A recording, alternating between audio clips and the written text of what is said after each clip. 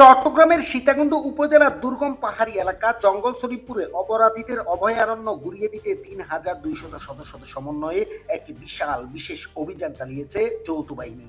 এই অভিযানে বিপুল পরিমাণ দেশি বিদেশি আগ্নেয়াস্ত্র, গোলা বারুদ এবং অস্ত্র তৈরির সরঞ্জামাদি উদ্ধার করা হয়েছে। এ সময় সেখান থেকে ২২ জনকে আটক করা হয়।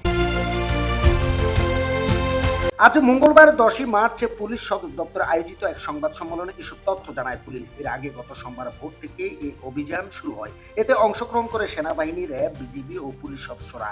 উদ্ধারকৃত অস্ত্রের মধ্যে আছে একটি বিদেশি পিস্তল, একটি দেশি পিস্তল, একটি এলজি এবং ২৭টি পাইপ গান, ১,১১৩টি রাউন্ড গুলি, ৬১টি কার্তুজ এবং ১১টি ককটেল, ৩০টি ম্যাগাজিন, ৫৭টি অস্ত্র তৈরির পাইপ এবং লেদ মেশিন সহ বিপুল পরিমাণ অস্ত্র তৈরির সরঞ্জাম এবং ১৯টি সিসি ক্যামেরা ও ৩টি ডিভিআর।